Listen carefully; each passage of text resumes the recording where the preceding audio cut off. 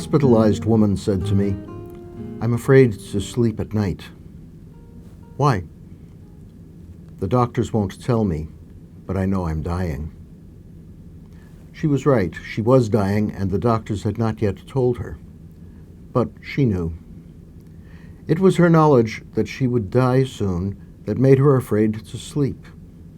Sleeping required a lack of fear and a willingness to let go that she did not yet have. Going to sleep is certainly a risk. While I'm unconscious, the world continues on its course. All sorts of things happen, and I neither know nor control them.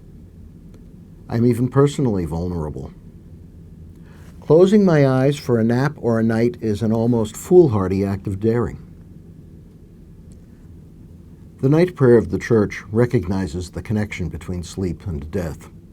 Our night prayers are meant to be a preparation both for dropping off to sleep and for death, when we will have to let go of everything. Every night, the prayer ends with the wish, "May the all-powerful Lord grant us a restful night and a peaceful death."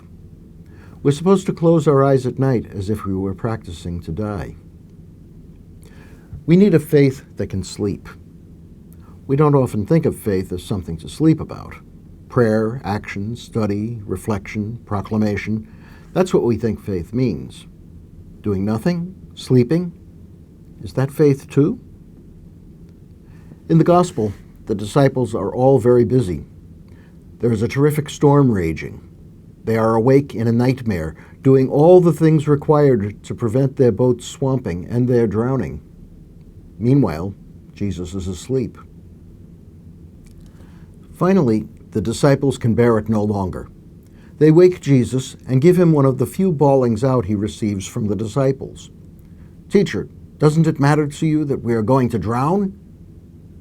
They're literally all in the same boat. If the disciples fail in their efforts to keep it afloat, they and Jesus will drown. No wonder they're upset with him for sleeping while they're busy panicking. They're facing death, and he's snoring. Why was that? An obvious answer is that he must have been exhausted. But that's not answer enough. Perhaps the disciples were right, and he just didn't care. After all, they would all die sooner or later anyway, so what's the fuss? Maybe he was just so fed up with the disciples and frustrated with his own mission that he just wished it would all go away. Maybe he was sleeping as a means of escape. Or maybe Jesus had a sleeper's faith. Perhaps his trust in God was such that he was able to let go, to relinquish control over his life and events, and leave it all to God. He could take the risk of going to sleep, a sound enough sleep to be undisturbed by a raging storm, because he knew that God was on watch.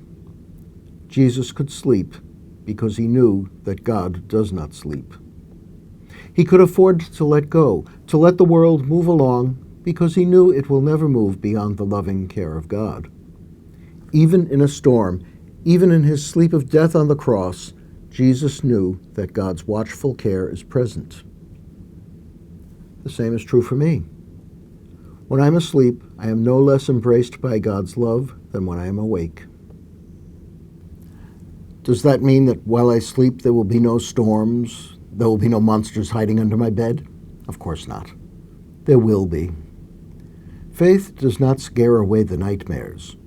It makes us confident that the worst they can do to us will not overcome God's love. That's true as well for the biggest nightmare of them all, death. So, each night we prepare ourselves to sleep by recalling our day, by reminding ourselves that God will bring our efforts to fruition, and by making the big act of faith. We close our eyes.